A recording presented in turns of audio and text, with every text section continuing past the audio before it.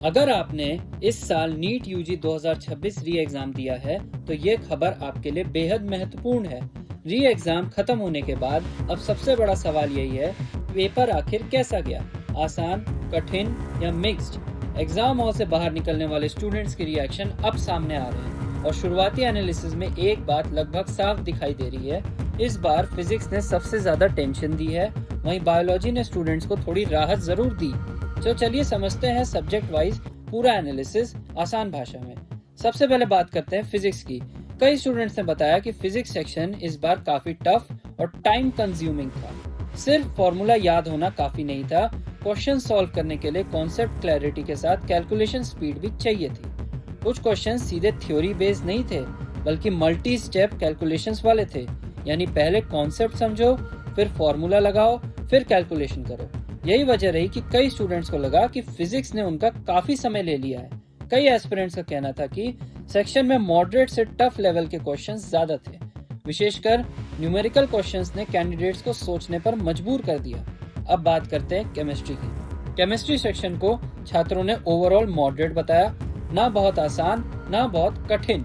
इसमें physical chemistry, organic chemistry और inorganic chemistry तीनों का बैलेंस्ड मिक्स देखने को मिला। कुछ डायरेक्ट क्वेश्चंस थे जिनका जवाब कॉन्सेप्ट क्लियर होने पर आसानी से दिया जा सकता था, लेकिन कुछ क्वेश्चंस ऐसे भी थे जिनमें कंफ्यूजन की संभावना थी। कुल मिलाकर केमिस्ट्री ने एवरेज परफॉर्मेंस का मौका दिया।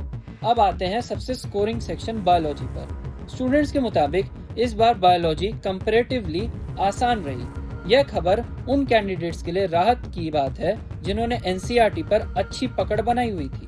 National council of education research and training NCERT से सीधे या कॉन्सेप्ट बेस्ड क्वेश्चंस अच्छी संख्या में देखने को मिले। कई छात्रों ने कहा कि अगर किसी ने एनसीईआरटी लाइन बाय लाइन पढ़ी थी तो बायोलॉजी में अच्छे मार्क्स आने की संभावना काफी बढ़ जाती है। यानी बायोलॉजी इस पेपर का सबसे कॉन्फिडेंस बूस्टिंग सेक्शन साबित हुआ। लेकिन अब सबसे महत्वपूर्ण बात, पेपर का ओवरऑल डिफिकल्टी लेवल क्या रहा।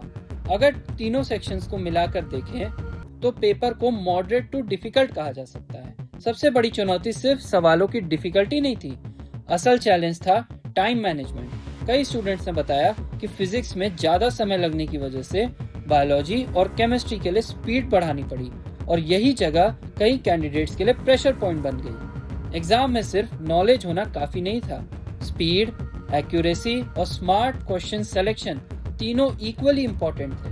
अब कट ऑफ पर इसका क्या असर पड़ सकता है, क्योंकि फिजिक्स टफ रही है, इसलिए एक्सपर्ट्स का मानना है कि ओवरऑल कट ऑफ पर थोड़ा इम्पैक्ट देखने को मिल सकता है। लेकिन फाइनल पिक्चर तभी क्लियर होगी जब ऑफिशियल आंसर की और ब्रॉडर रिस्पॉन्स डेटा सामने आएगा। फिलहाल इनिशियल रिएक्शंस यही बता रहे हैं, physics tough, chemistry moderate, biology easy to moderate. सीधे शब्दों में कहूँ तो जिन स्टूडेंट्स की कॉन्सेप्ट क्लैरिटी मजबूत थी, जिन्होंने एनसीईआरटी थोरोली पढ़ी थी और जिन्होंने एग्जाम में स्मार्टली टाइम को मैनेज किया, उनके लिए चांसेस काफी अच्छे हो सकते हैं। अब सवाल आपसे, अगर आपने नीट यूजी 2026 री एग्जाम दिया है तो आपको कौन सा सेक्शन सबसे मुश्किल लगा, फिजिक्स, केमिस्ट्री या बायोलॉजी?